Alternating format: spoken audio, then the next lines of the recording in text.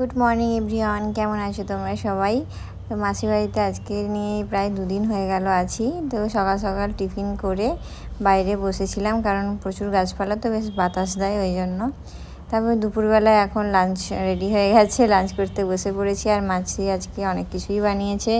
এটা হচ্ছে তোমার ওই মাছের তেল দিয়ে যে বেগুন, ওটা আমি বলেছিলাম করতে, বেগুন দিয়ে। তারপর পটল ভাজা ছিল, একটা ছাজরা ছিল, আর দই মাছ ছিল মনে হচ্ছে, আর ডালও ছিল, টক ডাল। দুপুরবেলা খাওয়া দাওয়ার পরেই রেস্ট নিয়েছিলাম একটুখানি। তারপরে এখন হচ্ছে বাটার নান বানাবো আজকে রাত্রে, কারণ দিয়ার খুব আবদার। ও বলছিল আমাকে অনেক দিন থেকেই, দিদি বানিয়ে দিবি, তো সেই জন্যই বানানো।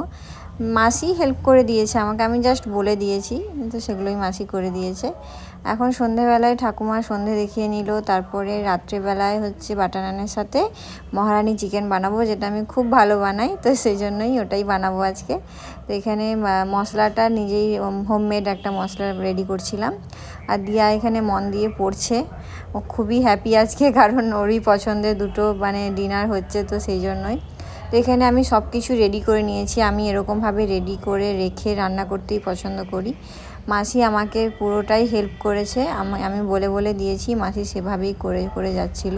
প্রথমে গরম তেলে তেজপাতা দিয়ে তারপরে পেঁয়াজটা লাল লাল করে ভেজে নিচ্ছে এখন। তারপরে এখানে দেব হচ্ছে চিকেনটা আগের থেকেই সেদ্ধ করা, কারণ এটা দেশি চিকেন, ওই জন্যই আগের থেকে সেদ্ধ করা। আমার না কথা বলতে বলতেই মাঝে মাঝে গলাটা এরকম ধরে যায়, প্লিজ কিছু মাইন্ড করো না। তো তারপরে দেখো একটু ভাপে সেদ্ধ হলো। তারপরে ঢাকনাটা খুলে এখানে দিলাম হচ্ছে কাজু বাটা আর হচ্ছে দই, কাজু দই সব একসাথে ফেটিয়ে নিয়েছি ভালো করে, সেটাই দিলাম। আর ওই যে মশলাটা রেডি করেছিলাম সেটাও একটুখানি দিয়ে দিলাম, দিয়ে আবার ভালো করে ভাপে ভাপে সেদ্ধ করছিলাম ভালো করে। এটা করতে কিন্তু খুব একটা সময় লাগে না, প্রায় হয়েই গেছে। আর লাস্টে হচ্ছে তোমরা ফ্রেশ ক্রিমও দিতে পারো, আর আমি ফ্রেশ ক্রিমটা দিই না, কারণ সবসময় তো বাড়িতে থাকে না ফ্রেশ ক্রিম, তো এই জন্য কসুরি মেথিটা দিয়ে নামিয়ে দিয়েছি।